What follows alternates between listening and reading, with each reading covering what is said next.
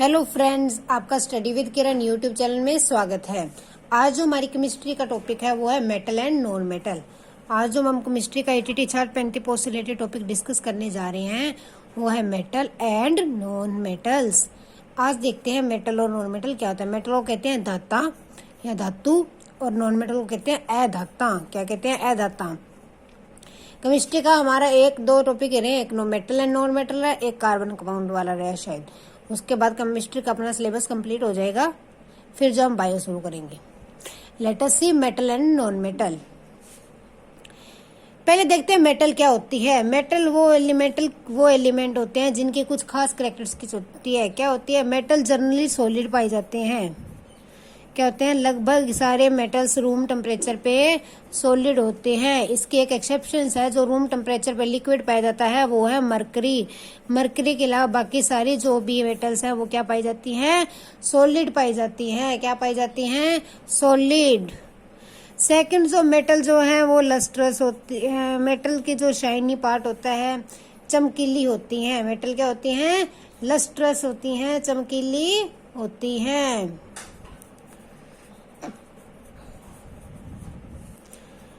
और क्या है मेटल के अंदर? मेटल जो है उन गुड कंडक्टर ऑफ इलेक्ट्रिसिटी होती हैं। इलेक्ट्रिसिटी की अच्छी कंडक्ट करती हैं। ये इलेक्ट्रिसिटी की गुड कंडक्टर होती हैं। मेटल्स क्या है? Good conductor of electricity. क्या होती है? Good conductor of electricity. ये ज़्यादातर हार्ड होती हैं। मेटल जो क्या होती है? हार्ड होती हैं। ये सिर्फ पोटाशियम और सोडियम को छोड़ के, पोटाशियम और सोडियम क्या होते हैं? सॉफ्ट होते हैं, जिन्हें हम नाइफ से भी काट सकते हैं। किससे काट सकते हैं? नाइफ से भी कट किया जा सकता है। ये मेलेबल होती हैं, मतलब कि इनको खींच के सीटें बनाई जा सकती, खींचन योग होती हैं। कि मेटल को हम जो हैमर से जो भी है मजबूती से क्या बना सकते हैं? शीट्स बनाई जा सकती हैं। क्या बनाई जा सकती हैं? शीट्स। इसकी भी मरकरी एक्सेप्शन हो जाएगी, क्योंकि मरकरी किस में होता है? लिक्विड में होता है। उसके बाद मेटल क्या होती हैं? डक्टाइल होती हैं, फ्लेक्सिबल होती हैं। इनको खींच के तारे बनाई जा सकती है, वायर बनाई जा सकती है। ओके, तो ये जो मेटल्स की कुछ खासियत है, जिस एलिमेंट्स के अंदर ये गुण होते हैं वो क्या होता है? मेटल होता है। ये गुड कंडक्टर ऑफ हीट होती हैं। इनके हीट भी कंडक्ट करती हैं। ओके, इनका हाई मेल्टिंग और बॉइलिंग पॉइंट होता है।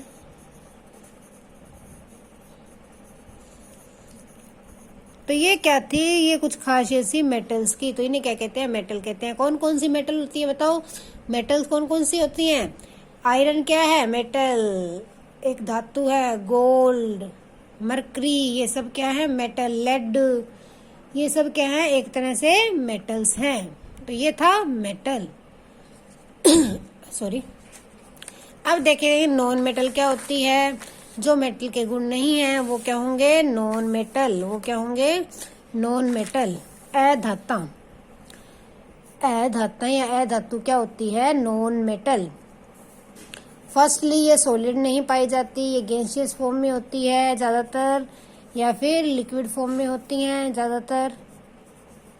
ये गैसियस या फिर लिक्विड फॉर्म में पाई जाती हैं। सेकेंड, ये गुड इलेक्ट्रिसिटी की अच्छी कंडक्टर नहीं होती है। ओके, इलेक्ट्रिसिटी की कंडक्टर नहीं होती अच्छी, not good conductor of electricity.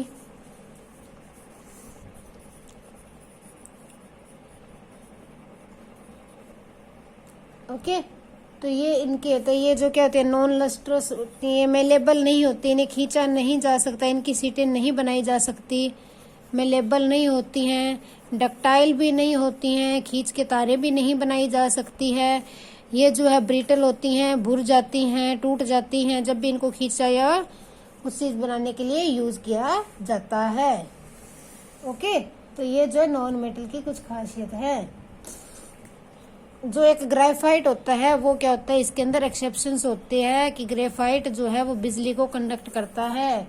क्या करता है? बिजली को कंडक्ट करता है। ओके, और ग्रेफाइट जो है लस्ट्रस भी होता है। बाकी मेटल क्या होती हैं? लस्ट्रस नहीं होती हैं। क्या होती हैं? लस्ट्रस नहीं होती, लेकिन जो ग्रेफाइट होता है वो होता है लस्ट्रस या फिर शाइनी होता है। तो ये क्या थी? नॉन मेटल की प्रॉपर्टीज की नॉन मेटल की क्या खासियत होती है। नॉन मेटल जो है वो इलेक्ट्रिसिटी कंडक्ट नहीं करती, हीट नहीं कंडक्ट करती, मेलेबल नहीं होती, डक्टाइल नहीं होती, भूरण योग्य होती है। ओके, ज्यादातर गैस और लिक्विड में पाई जाती है, लस्ट्रस नहीं होती हैं। तो ये थी नॉन मेटल अधाता। अभी हमने धाता और अधाता के बारे में देखा कि ये होती क्या है। अब जो हमें एंड ऑफ एग्जाम से रिलेटेड है वो अब हम डिस्कस करते हैं। पहले हम देखेंगे कि इनकी केमिकल प्रॉपर्टीज क्या है, मेटल की जो है क्या क्या केमिकल प्रॉपर्टीज है होती हैं। लेट अस सी रासायनिक कि मेटल जो है रासायनिक रूप से किस तरह की क्रियाएं करती है। ओके, ये टॉपिक ज्यादा थ्योरी वाला है तो इसको हम आज कंप्लीट कर लेंगे, है तो बड़ा लेकिन कंप्लीट कर लेंगे ताकि सिलेबस कंप्लीट हो जाए। केमिकल प्रॉपर्टीज ऑफ मेटल, जो केमिकल प्रॉपर्टीज ऑफ मेटल है उसके अंदर फर्स्ट देखते हैं कि जब मेटल को बर्न किया जाता है एयर में, हवा में जब मेटल को जलाया जाता है तब क्या होता है। जब भी मेटल को हवा में जलाते हैं तो क्या होता है, देखो जब मेटल और ऑक्सीजन को इकट्ठा किया जाता है या मेटल को हवा में जलाया जाता है तो क्या बनता है, मेटल ऑक्साइड।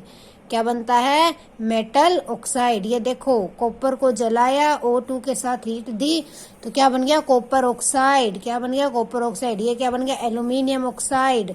तो जब भी मेटल को एयर के साथ बर्न किया जाता है या मेटल प्लस ऑक्सीजन करते हैं तो क्या बनता है, मेटल ऑक्साइड बनता है। क्या बनता है, मेटल ऑक्साइड। जब मेटल और वाटर का रिएक्शन होता है, किसका, मेटल और वाटर का रिएक्शन होता है तो क्या बनता है सॉरी, तो हमारे पास मेटल ऑक्साइड और हाइड्रोजन निकलती है। क्या बनता है, मेटल ऑक्साइड और हाइड्रोजन गैस रिलीज हो जाती है। देखो सोडियम और वाटर को किया तो सोडियम हाइड्रोक्साइड और हमारी जो है गैस रिलीज होगी। पोटासियम को किया, पोटासियम हाइड्रोक्साइड और हमारी हाइड्रोजन गैस रिलीज होगी। तो जब भी वाटर के साथ रिएक्शन होता है तो हाइड्रोजन गैस रिलीज होती है और मेटल ऑक्साइड या हाइड्रोक्साइड बनते हैं। तो हमने क्या देखा इसकी केमिकल प्रॉपर्टी में, पहले देखा कि मेटल का एयर के साथ क्या रिलेशन है, फिर देखा कि मेटल जो उसका वाटर के साथ का अगर उसको कहा जाए तो उसका क्या निकलता है, क्या रिलेशन बनता है। नेक्स्ट देखते हैं अगर मेटल और एसिड को जोड़ दिया जाए, मेटल के साथ अगर हम एसिड जोड़ देते हैं, जैसे जिंक है, जिंक के साथ हाइड्रोक्लोरिक एसिड जोड़ दिया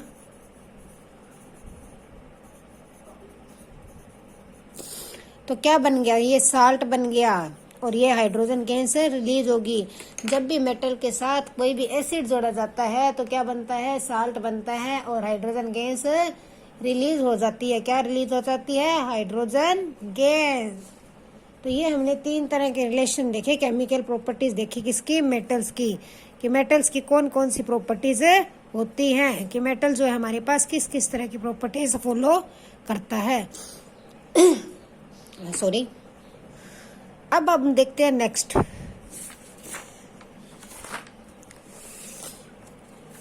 ये तो थी, हमने देखा रिएक्शंस के मेटल किस तरह से रिएक्ट करता है। अब हमें ये भी पता होना चाहिए कि कौन सी मेटल ज्यादा रिएक्ट करती है, कौन सी बिल्कुल भी रिएक्ट नहीं करती। मेटल का रिएक्टिविटी किस तरह से होती है, कौन मेटल हाई रिएक्टिविटी है कौन नहीं है, किसका रिएक्शन स्लो होता है, लो होता है और किसकी रिएक्शन जल्दी हो जाती है। तो वो अब हम देखते हैं। जो मेटल्स की रिएक्टिविटी है, जो इनकी रिएक्शन की मात्रा है वो किस पे डिपेंड करती है, इनके आउटर मोस्ट सेल के अंदर इलेक्ट्रॉन पे डिपेंड करती है कि आउटर मोस्ट सेल के अंदर इलेक्ट्रॉन किस तरह से हैं, उस पे जो है मेटल की रिएक्टिविटी डिपेंड करती है। किस पे डिपेंड करती है, outermost cell of a metal, इनके आउटर मोस्ट सेल के ऊपर डिपेंड करती है। ओके, तो सबसे ज्यादा जो ज्यादा रिएक्शन वाले मेटल्स है वो मैंने ऊपर लिखे और जो नीचे जा रहे हैं वैसे लेस रिएक्टिव आ रही है।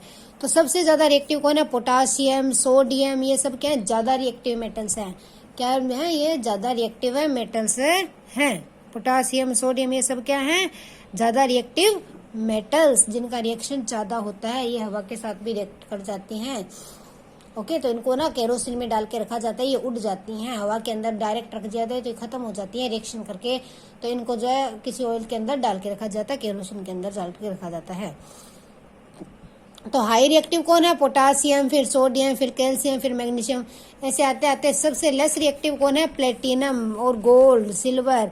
ये क्या रिएक्शन बहुत कम करते हैं, बहुत ही कम रिएक्टिव हैं। ये नेचुरली कोई भी किसी के साथ रिएक्ट नहीं करते हैं क्योंकि डिपेंड किस पे करती है, इनके आउटरमोस्ट सेल के अंदर इलेक्ट्रॉन पे, कि वो किस तरह का बॉन्ड कर रहे हैं, कितने सेल रिलीज हो सकते हैं। ज्यादा हो रहे हैं मतलब कि ज्यादा इनमें उथल फेर हो रही है तो वो ज्यादा रिएक्टिव हो गए, इस पर असर डाल रहे हैं, बाकी पे इसमें उथल फेर होकर ज्यादा। अगर कम हो रही है तो वो लेस रिएक्टिव होंगे। तो रिएक्टिविटी ऑफ मेटल जो है, मेटल की जो रिएक्टिविटी है वो डिपेंड करती है इनके आउटरमोस्ट सेल के अंदर नंबर ऑफ इलेक्ट्रॉन पे। किस पे? नंबर ऑफ इलेक्ट्रॉन पे। ओके, तो अभी तक हमने क्या देखा, मेटल क्या होती है, नॉन मेटल क्या होती है, मेटल के केमिकल के साथ किस तरह से केमिकल रिएक्शन है मेटल के, और कौन सी मेटल ज्यादा रिएक्टिव और कौन सी लेस रिएक्टिव। हाई रिएक्टिव कौन है? पोटासियम और सोडियम। लेस रिएक्टिव कौन है? Platinum, gold. गोल्ड कभी रिएक्ट करता है कि हम नॉर्मली रखते हैं, इसीलिए तो गोल्ड खरीदते हैं कि ये कभी खराब नहीं होता, वैसे का वैसा ही पड़ा रहता है, ना घटता है। ओके, तो ये क्या है? लेस रिएक्टिव मेटल है। किस पे डिपेंड करती है रिएक्टिविटी? आउटरमोस्ट शेल के अंदर इलेक्ट्रॉन पे। अब हम देखते हैं आयोनिक कंपाउंड क्या होते हैं। हमने एक चैप्टर में आयन पढ़े थे। क्या थे आयन? कि जिस भी एटम के अंदर नंबर ऑफ प्रोटॉन या फिर नंबर ऑफ इलेक्ट्रॉन सेम ना हो, जो कोई पॉजिटिव या फिर कोई नेगेटिव चार्ज बियर करता है, उसे क्या कहते हैं? आयन कहते हैं, उसे आयन कहते हैं ना। अब हम देखेंगे आयोनिक कंपाउंड कैसे बनते हैं, कि आयोनिक कंपाउंड किसे बोलते हैं और किस तरह से ये बनते हैं। तो इसके लिए पहले हमें जो वैलेंसी है, इलेक्ट्रॉन्स की जो वैलेंसी है, हम सेल में किस तरह से रिप्रेजेंट करते हैं वो देखते हैं, कुछ मेटल और नॉन मेटल के, फिर हम इनके कंपाउंड बनाएंगे। देखो, पहले मैंने मेटल्स के लिखे हैं। आपको पता है सेल क्या होता है? KLMN ये होते हैं ना। मैंने मेटल लिखी है सोडियम, मैग्नीशियम, एल्यूमिनियम और पोटासियम का। सोडियम का एटॉमिक नंबर 11 होता है, तो इसकी कॉन्फ़िगरेशन कैसे होगी? K शेल में 2, फिर 8 और फिर 1। 10 + 1 11, 2 8 10 + 2 12, 2 8 10 + 3 13, 2 8 8 और 1। ये सब इनकी क्या है? जो हमारी इलेक्ट्रॉन्स है और सेल्स के अंदर जो मैंने लिखे हैं मेटल्स के। नॉन मेटल लिया नाइट्रोजन, ऑक्सीजन, फ्लोरीन, इनके भी लिख लिए मैंने इसी तरह से। उस दिन सीखा था ना कि पहले के अंदर कितने आते हैं? 2, दूसरे के अंदर 8, तीसरे के अंदर आते 18। लेकिन अगर हमारे जो आउटर मोस्ट सेल बन जाता है ज्यादातर तीसरा, तो उसमें हम ज्यादा से ज्यादा बाहर वाले सेल में कितने ले सकते हैं? 8 ले सकते हैं। 8 से ज्यादा नहीं लेने चाहिए, ठीक है? 8 से ज्यादा लो तो कंप्लीट करो, ये बात होती है। तो फिर ये इसीलिए तो ये क्या है? क्लोरीन के लिखे हैं 2 8 7। तो ये मेरे पास इनके इलेक्ट्रॉन्स के मैंने शेल लिख लिए। अब देखो, मैंने कंपाउंड बनाना है आयोनिक कंपाउंड। अब देखो, जो इनके हमें चाहिए कि ये कंप्लीट बॉन्ड होना चाहिए, इलेक्ट्रॉन को कंप्लीट रखेंगे हम बाहर, एक्स्ट्रा इलेक्ट्रॉन उनको दे देंगे या किसी से एक आधा ले लेंगे। अब देखो सोडियम में, देखो सोडियम में क्या है? इसके बाहर वाले सेल में सिर्फ एक इलेक्ट्रॉन चाहिए, तो इसको 7, तो हम इसके साथ ऐसा तो कोई जोड़ नहीं सकते, जोड़ेंगे नहीं। हम देखते हैं कि सोडियम के साथ अगर ये एक इलेक्ट्रॉन बाहर दे दे, बाहर वाले सेल का इलेक्ट्रॉन किसी और को दे दे, तो ये पूरा इसका बाउंड पूरा हो जाएगा ना। 2 और 8 का, पहले सर्कल में 2 होते हैं, 2 हो जाएंगे, दूसरे में मेरे में 8 होते हैं, तो इसमें कितने हो जाएंगे?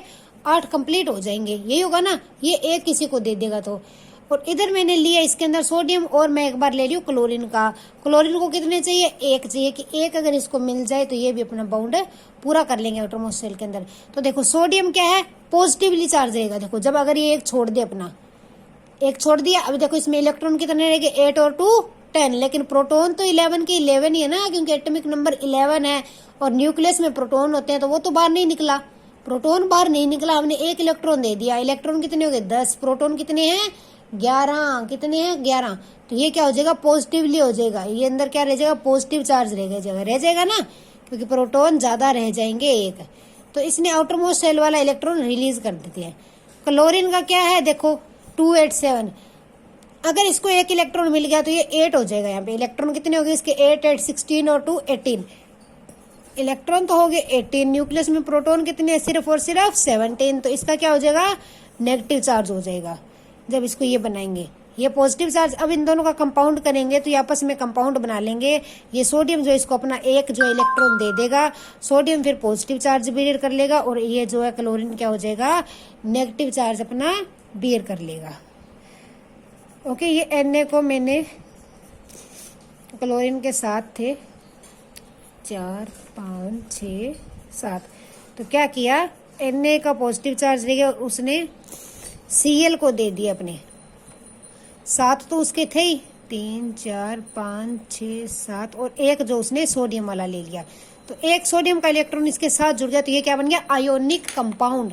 कि आयोनिक कंपाउंड बन गया जिसके अंदर प्रोटॉन और इलेक्ट्रॉन एक दूसरे से इन्होंने अपने बांट लिए, उसने इसको दे दिया, इसने उसे बियर कर लिया। ये पॉजिटिव चार्ज था, ये क्या था, नेगेटिव चार्ज हो गए दोनों, ये पॉजिटिव चार्ज वाला, ये नेगेटिव चार्ज वाला, तो ये क्या बन गए, आयन बन गए, एक आयोनिक बॉन्ड बन गया। ओके, इसकी अगर कोई और एग्जांपल लें तो वो भी हम लेके देख सकते हैं। मैग्नीशियम और क्लोरीन को करते हैं। देखो मैग्नीशियम कितने छोड़ेगा, 2 छोड़ने पड़ेंगे मैग्नीशियम को। देखो मैग्नीशियम की क्या है, 282, इसने रिलीज कर दिया, मान लो 2 रिलीज कर दिया। अब नेगेटिव 2 चले गए, इलेक्ट्रॉन रह गए 10, प्रोटॉन कितने 12, तो ये क्या हो गया, पॉजिटिवली चार्ज हो गया। क्लोरीन का क्या होता है, 287 होता है। क्लोरीन ने 1 लिया, उससे क्लोरीन ने 1 इलेक्ट्रॉन लिया, तो क्या बन जाएगा, इसका कॉन्फ़िगरेशन 288 बन गई। तो इसके अंदर प्रोटॉन कितने थे, 17, ये क्या हो गया, नेगेटिव चार्ज बियर करेगा। क्लोरीन क्या हो गया, फिर नेगेटिव चार्ज बियर करेगा। ठीक है, लेकिन इसने 2 छोड़े, तो Mg के साथ में कितने क्लोरीन जोड़ूंगी, 2 को देगा, ये 2 क्लोरीन्स को देगा, एक एटम। 2 एक्स्ट्रा थे ना इसके पास, ये देखो 2 एक्स्ट्रा है, तो 1 इस क्लोरीन को दे दिया, 1 इस क्लोरीन को दे दिया, ये अपने कंप्लीट कर लेंगे। जो हमारा Mg है वो क्या हो जाएगा, पॉजिटिव हो जाएगा। और जो हमारे Cl हैं 2 टाइप्स के, 2 लगेंगे इसके साथ, और उसके अंदर 7 उसके खुद के और 1 जो उसने मैग्नीशियम से ले लेगा। तो इस तरह से आयोनिक कंपाउंड बनते हैं कि इलेक्ट्रॉन जो है एक दूसरे को कंप्लीट कर देते हैं ताकि उनके सेल क्या हो जाए, कंप्लीट हो जाए। तो ये क्या था, आयोनिक कंपाउंड। अब देखते हैं आयोनिक कंपाउंड की खासियत क्या होती है, इनका फिजिकल नेचर क्या होता है। ये फिजिकली सॉलिड होते हैं ज्यादातर, और ये क्या होते हैं, हार्ड होते हैं, क्योंकि इनके जो ये बॉन्ड रहता है ना वो स्ट्रोंग हो जाता है बहुत। जब ये दोनों का देखो सेल कंप्लीट हो जाएंगे, बाहर वाले दोनों के बाहर वाले सेल हमने कंप्लीट कर दिए ना 8 के, तो इनका जो आयोनिक बॉन्ड बनता है एक दूसरे को देने का वो काफी स्ट्रोंग होता है। तो ये कहते हैं हार्ड होते हैं और सॉलिड होते हैं। सेकंड है मेल्टिंग, इनके मेल्टिंग और बॉइलिंग पॉइंट भी हाई होते हैं, हाई मेल्टिंग पॉइंट होता है और हाई ही बॉइलिंग पॉइंट होता है। सोल्युबिलिटी क्या होती है, ये वाटर में तो सोल्यूबल होते हैं, 1 मिनट, तो इनके ये वाटर के अंदर सोल्यूबल होते हैं। तो ये इनकी कुछ प्रॉपर्टीज थी आयोनिक कंपाउंड की। अभी तक हमने क्या डिस्कस किया, मेटल क्या होती है, नॉन मेटल क्या होती है, फिर मेटल केमिकल के साथ एग्जाम में क्वेश्चन मिलेगा, मेटल केमिकल के साथ रिएक्शन का पूछ लें, आयोनिक कंपाउंड पूछ लें कि इसने इसको कितने इलेक्ट्रॉन दिए हैं, या इसने प्रोटॉन लिया, इलेक्ट्रॉन दिया या लिया है या दिया है। ठीक है, ये डिनोटर है या फिर जो इसको लेने वाला है, तो ये पूछा जा सकता है। ठीक है, इस तरह से एग्जाम में क्वेश्चन बन सकता है आयोनिक कंपाउंड से भी। अब देखते हैं मेटल बनती कैसे हैं, कैसे पैदा होती हैं, अकरेंस ऑफ मेटल। मेटल जो है जो हमारे अर्थ के अंदर ज्यादातर मिनरल्स के रूप में पाई जाती है। किसके रूप में होती हैं, मिनरल्स के रूप में पाई जाती हैं ज्यादातर, जिनसे बाद के अंदर हम मेटल कर जो है कोई प्रोसीजर लगा के जैसे हम मेटल बनाते हैं। कुछ मेटल्स जो ऑक्साइड्स के रूप में पाई जाती है, उन्हें हम इजीली मेटल्स में बदल सकते हैं। कुछ कार्बोनेट और सल्फाइड के रूप में पाई जाती है। सॉरी, ये रिफ्लेक्शन पड़ रहा है थोड़ा सा, यहाँ देखते हैं। कुछ कार्बोनेट और इधर लिख लेते हैं सल्फाइड्स के रूप में पाई जाती हैं। तो मेटल मिनरल्स के रूप में पाई जाती है, फिर इनको प्रोसेस से मेटल बनाया जाता है। कुछ मेटल ऑक्साइड के पाई जाती है, उन्हें भी बाद में मेटल बनाया जाता है। तो हम देखते हैं कि मेटल को किस तरह से एक्सट्रैक्शन करते हैं। देखो पहले मैंने अपनी मेटल्स लिखी है, मैंने सीरीज किस तरह से लिखी है, देखो हाई रिएक्टिव से लो रिएक्टिव वाली लिखी है ना, सिल्वर, गोल्ड, ये थे ना, ये हाई रिएक्टिव थे। तो जो हमारी हाई रिएक्टिव मेटल होती हैं, जो हमारी हाई रिएक्टिव मेटल होती हैं, उनको हम सिंपल प्रोसेस से नहीं कर सकते। उनके लिए क्या करना पड़ता है, इलेक्ट्रोलाइसिस करना पड़ता है। उनसे मेटल बनाने के लिए क्या करना पड़ता है, इलेक्ट्रोलाइसिस करना पड़ता है। किसके लिए, हाई रिएक्टिव मेटल के लिए। ठीक है, जो हमारी मिडल वाली होती है, मिडल रिएक्टिव होती हैं, उनके लिए हम उनको कार्बन के साथ यूज करके उनको जो है प्योरीफाई कर सकते हैं। उनके कार्बन के साथ उनका कंपाउंड बना के उनको जो है सोल्व किया जा सकता है। और ये जो लास्ट वाली लो रिएक्टिव होती है, ये तो ज्यादातर अपनी नेटिव स्टेट में ही पाई जाती है, ये तो अपनी नॉर्मल स्टेट के अंदर ही पाई जाती हैं। इन्हें अगर प्योरीफाई करना पड़े तो सिर्फ हीट से किया जा सकता है। ओके, तो ये थी हमारे साथ जो हमारी मेटल है कि हमारी मेटल किस तरह की होती हैं। ओके, अब देखते हैं हम आगे। इनसे एक्सट्रैक्शन करनी, कि इनकी ओर से मेटल को किस तरह से बनाया जाता है, मेटल के पुराने रूप से उसको नए रूप में कैसे बनाया जाता है। देखो मैंने ये चार्ट बनाया है, आप भी देख लो, लिख लो। जो मेटल ऑफ हाई रिएक्टिव है उनको किस तरह करते हैं, इलेक्ट्रोलाइसिस करते हैं और फिर प्योर मेटल बन जाती है। जो मेटल ऑफ मीडियम रिएक्टिविटी है वो क्या होती है, कार्बोनेट और होती है या फिर सल्फेट और में पाई जाती है। किसमें, दो तरह से पाई जाती है, या तो उनकी कार्बोनेट होता है या सल्फाइड के रूप में पाई जाती है। तो कार्बोनेट को हम सोल्व करते हैं कैल्सिनेशन से, कि कैल्सिनेशन प्रोसेस से कार्बोनेट से प्योरीफाई करते हैं, और सल्फाइड जो करते हैं रोस्टिंग से। जब इनको कैल्सिनेशन या रोस्टिंग किया जाता है तो मेटल का ऑक्साइड आ जाता है। जब मेटल का ऑक्साइड आ जाता है तो हम उसको रिडक्शन करके प्योरीफाई कर देते हैं, ऑक्साइड की रिडक्शन करके मेटल को क्या कर देते हैं, प्योर कर देते हैं। जो हमारी मेटल ऑफ लो रिएक्टिविटी है, मेटल जो लो रिएक्शन की मेटल है वो ज्यादातर सल्फाइड और में होती है, उन्हें भी किस तरह से करते हैं, रोस्टिंग, फिर हमारी मेटल आ जाती है, उसको हम रिफाइन कर लेते हैं। तो ये जो और से जो मेटल्स की एक्सट्रैक्शन देखिए कि किस तरह से होती है। अब इसको हम डीपली देखते हैं, आप चार्ट बना लेना ताकि एग्जाम में क्विक रिवीजन हो सके आपकी। पहले देखते हैं लो रिएक्टिव। अब देखो लो रिएक्टिव के लिए क्या करते हैं, मैंने क्या बताया था कि हम लो रिएक्टिव के अंदर सल्फाइड और में होती है तो उसको रोस्टिंग या फिर करते हैं। तो जो भी मेटल लो रिएक्शन की होती है, लो रिएक्टिव होती है, उसको जो हम हीट देते हैं, क्या देते हैं, उसको हीट देते हैं और उससे जो हम उसका ऑक्साइड बना लेते हैं। फिर जो उसको दोबारा नॉर्मल ऑक्सीजन की एक्सेस मात्रा ना हो तब हीट देके उससे मेटल बना लेते हैं, रिफाइन कर लेते हैं। देखो मरकरी की जो एक और है वो क्या होती है, सिनेबार। ये क्या है, सिनेबार है, ठीक है। सिनेबार को जब ऑक्सीजन के साथ हीट किया जाता है, जलाया जाता है, उसको हीट दी जाती है तो क्या बन जाता है, जो मरकरी के ऑक्साइड बन जाता है। मरकरी का क्या बन जाता है, ऑक्साइड बन जाता है, HgO, और सल्फाइड जो उसका बाहर हो जाता है। मैंने कहा था ना ये सल्फाइड में पाई जाती है, देखो तो उसका सल्फाइड क्या हो जाता है, बाहर हो जाता है। फिर जो ये ऑक्साइड है इसको हम हीट देते हैं, ठीक है, इसको हीट देते हैं तो हमारे पास जो हमारी मेटल आ जाती है, ये हमारी क्या आ गई, मरकरी आ गई, और ऑक्सीजन इससे बाहर हो गई, रिलीज हो गई। तो लो रिएक्टिव को कैसे करते हैं, पहले ऑक्सीजन के साथ हीट किया जाता है, विद ऑक्सीजन के साथ उसको, ठीक है, और फिर उसके बाद में ऑक्साइड बनता है तो उसको नॉर्मली हीट करके विदाउट इन ज्यादा ऑक्सीजन ना हो, ऑक्सीजन की कमी के अंदर उसको दोबारा हीट करते हैं तो हमारी मेटल जो है बाहर है निकल जाती है। अब देखते हैं मेटल एक्सट्रैक्शन ऑफ मिडल, कि बीच की रिएक्टिविटी वाली मेटल्स का कैसे एक्सट्रैक्शन करते हैं। इसके अंदर क्या होता है, बीच की रिएक्टिव वाली या तो ये किस में पाई जाती हैं, ये किस में पाई जाती है ज्यादातर, या तो सल्फाइड में पाई जाती हैं या फिर कार्बोनेट में पाई जाती हैं। तो इनके अंदर हम दो प्रोसेस करते हैं, एक रोस्टिंग वाला होता है, एक कैल्सिनेशन वाला होता है। पहले देखते हैं जो सल्फाइड में पाई जाती है उनको कैसे करते हैं। देखो ये एग्जांपल ले लेते हैं, सेम ही हम चल अलग नहीं ले लेते हैं क्योंकि वो भी सल्फाइड में था। तो इसमें क्या करते हैं, पहले जो है जो हमारी रोस्टिंग होती है, रोस्टिंग क्या प्रोसेस होती है, रोस्टिंग के अंदर हम उसको स्ट्रोंगली हीट करते हैं in presence of excess air, कि एयर की ज्यादा मौजूदगी में, एयर की मौजूदगी में जब हीट की जाती है तो उसे क्या कहते हैं, रोस्टिंग कहते हैं। क्या कहते हैं उसे हम, रोस्टिंग कहते हैं। जब हवा की ज्यादा मौजूदगी के अंदर, एक्सेस एयर के अंदर किसी चीज को हीट करते हैं तो वो क्या होती है, रोस्टिंग कहलाती है, रोस्टिंग। इसके अंदर ऑक्सीजन काफी जरूर लेते हैं हम, ऑक्सीजन की मात्रा काफी लेते हैं। ओके, तो ये देखो ये मेरे पास जिंक सल्फाइड था, मैंने इसके साथ ऑक्सीजन को लेके हीट किया, ऑक्सीजन लिया ना, देखो 6, तो ऑक्सीजन के साथ हीट किया तो ये मेरे पास जिंक ऑक्साइड बन गया और सल्फाइड दो बार हो गया सल्फर। अब मैं जिंक ऑक्साइड को मेटल बनाने के लिए क्या करूंगी, इसको कार्बन के साथ रिएक्ट करा दूंगी। किसके साथ करा दूंगी, कार्बन से रिएक्ट करा दूंगी तो इसका जिंक निकल जाएगा, मेरे पास मेटल निकल जाएगी। तो ये क्या थी, रोस्टिंग। रोस्टिंग में क्या करते हैं, हीटिंग देनी strongly in presence of air, in presence of excess air. Okay, next है हमारे पास कैल्सिनेशन। कैल्सिनेशन किसके लिए करते हैं, जिसके ऑक्साइड पाए जाते हैं, जिसके ऑक्साइड पाए जाते हैं।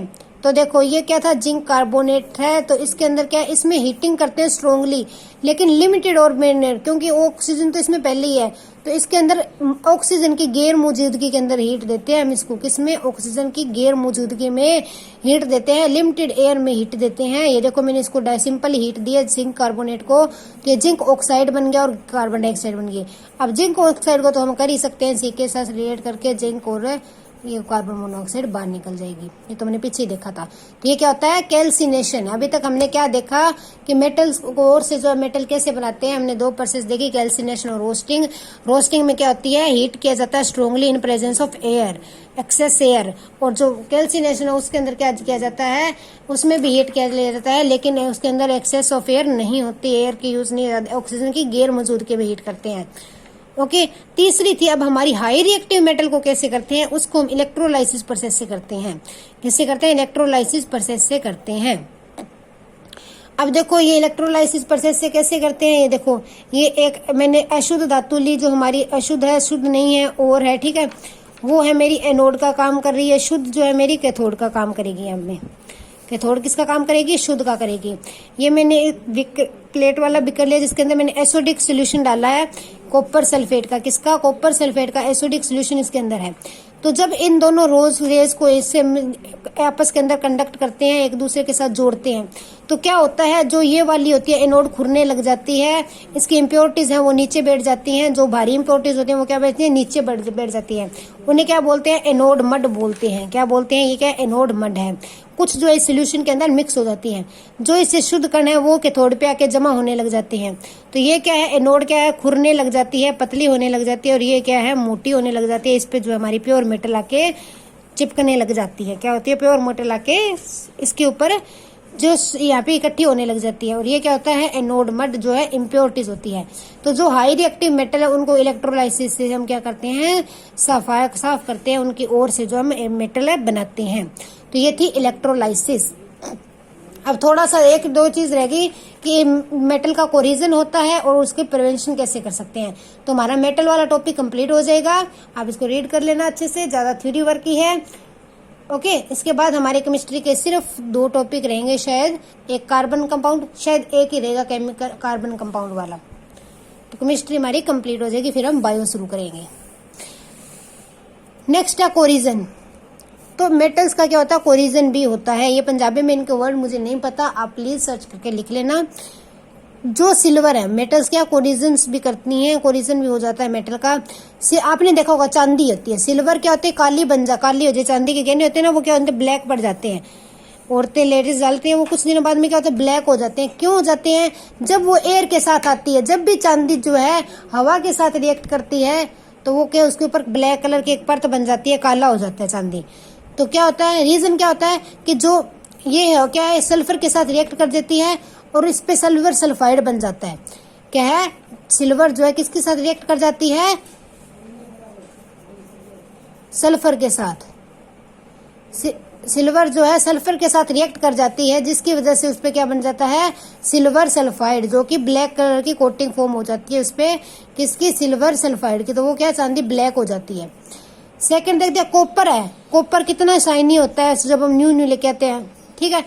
लेकिन जब ये भी रिएक्ट कर जाता है किसके साथ, जब हमारी मोइस्ट नमी वाली कार्बन डाइऑक्साइड होती है हवा के अंदर नमी और कार्बन डाइऑक्साइड है, तो ये जो अपना लॉस्ट कर देता है, जो चमकदार ब्राउन भूरे कलर का जो इसका सरफेस होता है, ब्राउन सरफेस होता है जो इसका चमकीला, उसको क्या कर देता है, ये लोस्ट कर देता है।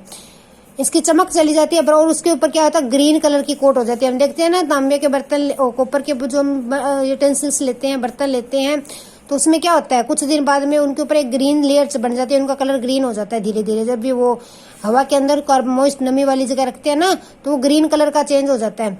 तो ये कि उस पर क्या बन जाती है, कोट बन जाती है, किसकी, कॉपर कार्बोनेट, क्योंकि वो कार्बन डाइऑक्साइड के साथ रिएक्ट करता है। तो उस कोट को क्या बोलते हैं, कॉपर कार्बोनेट। सिल्वर पे बनती है, वो क्या होती है, सिल्वर सल्फाइड। ये पूछा जा सकता है कि सिल्वर ब्लैक किस वजह से है, तो सिल्वर सल्फाइड की वजह से। कॉपर जो ग्रीन किस वजह से, कॉपर कार्बोनेट। आयरन पे क्या होता है, जब हम इसको नमी वाली हवा में छोड़ देते हैं आयरन को, ठीक है, तो क्या होता है, उसके ऊपर तो काफी टाइम के बाद एक कोट बन जाती है ब्राउन कलर की, ठीक है ना, ब्राउन कलर की बन जाती है ना, भूरा भूरा, हम कहते हैं जंगाल आ गया। तो जो जंगाल आ जाता है उसको इंग्लिश में बोलते हैं रस्ट। तो आयरन के ऊपर क्या आ जाता है, रस्ट आता है, जब वो मॉइस्चर वाली एयर के साथ है रिएक्शन करता है। तो ये इसमें अलग अलग मेटल्स का कोरिजन होता है। इसको जो है ना एक एक्सपेरिमेंट से भी कर सकते हैं, आयरन को चेक कर सकते हैं कि एक जो हमने बोतल ली जिसके ऊपर अच्छी तरह से उसको जो है बंद कर सकते हैं, ठीक है। तो उसके अंदर क्या किया, हाफ मैंने पानी डाला, कुछ हवा में छोड़ी, नेल रख दी, क्या रख दी, नेल, कील, ठीक है। इसके अंदर क्या है, पानी है और हवा भी है। दोनों का कुछ भी नहीं किया, सिंपल ये रख दी। सेकंड में क्या किया, मैंने वाटर डाला और उसके ऊपर ऑयल डाल दिया। क्या डाल दिया, ऑयल डाल के उसके अंदर डुबो के रख दी पूरी तरह से। ऊपर ऊपर ऑयल है, नीचे वाटर है। कुछ दिनों बाद देखा तो ये क्या होती है, कोरिजन हो चुका था इसके ऊपर, ये जो जंगाल आ चुका था, लेकिन इस पे नहीं आया। तो ये क्या बताता है कि जब तक मैं ये आयरन जो है नमी वाली हवा में नहीं आता, क्योंकि देखो ऊपर तो ऑयल आ गया था, बॉइल्ड वाटर डाला था पहले मैंने, इसमें नॉर्मल वाटर था, बॉइल्ड वाटर कर दिया तो उसमें से एयर बाहर चली गई नमी वाली। ऊपर मैंने ऑयल डाल दिया तो ऊपर से जो एयर थी वो अंदर क्रॉस नहीं की ऑयल की वजह से, और ये जो वाटर के अंदर रह गई, तो वाटर में भी एयर की प्रेजेंस नहीं थी, तो ये जो कील जो है जंगाल नहीं पकड़ी। तो आयरन को जंगाल पकड़ने के लिए नमी वाली हवा की जरूरत होती है। ओके, तो इस प्रिवेंशन की इस तरह से की जाती है, ये तो आप सबको पता ही होगा, लगभग सबको पता है। ग्लेवी को जो हम इसके ऊपर जो है ग्लेविलाइजेशन कर सकते हैं, एक कोटिंग करी जाती है वो करा सकते हैं, पेंट करके बचाया जा सकता है ना। तो इस तरह से काफी इनके प्रोसेस हैं जिनसे हम इनको कोरिजन से बचा सकते हैं। पेंट कर लिया, ग्लेविलाइजेशन कर लिया, उसके ऊपर जिंक की परत चढ़ा दी लोहे के ऊपर, तो इन कुछ प्रोसेस से जो है हम इसकी कोरिजन की प्रिवेंशन जो है इससे बचाव कर सकते हैं। तो आज का हमारा ये metal and non metal topic complete हुआ। आज हमने इसमें क्या क्या डिस्कस किया, जो भी एग्जाम रिलेटेड इस टॉपिक आते थे वो मैंने आज सारे बता दिए हैं। क्या क्या किए, पहले मेटल क्या होती है वो देखा, फिर नॉन मेटल क्या होती है वो देखा, फिर केमिकल के साथ कैसे इनके केमिकल रिएक्शन कौन से हैं वो स्टडी किए, ठीक है। फिर देखा कि कौन रिएक्टिव ज्यादा है, कौन लेस रिएक्टिव है, फिर देखा क्यों रिएक्टिव, इनकी रिएक्टिविटी किस पे डिपेंड करती है। फिर हमने देखा कि इनको जो है हमारे इनकी ओर से जो हमारी मेटल बनती कैसे हैं। इनके अंदर हमने 3 तरह की लो रिएक्टिव वाली को अलग देखा, मिडिल वाली अलग देखी और हाई रिएक्टिव वाली अलग देखी। कैल्सिनेशन, रोस्टिंग और इलेक्ट्रोलाइसिस के बारे में भी डिस्कस किया। फिर हमने कोरिजन पढ़ा और उसकी प्रिवेंशन पढ़ी। आज के लिए इतना ही। Thanks, have a nice day, keep up supporting me.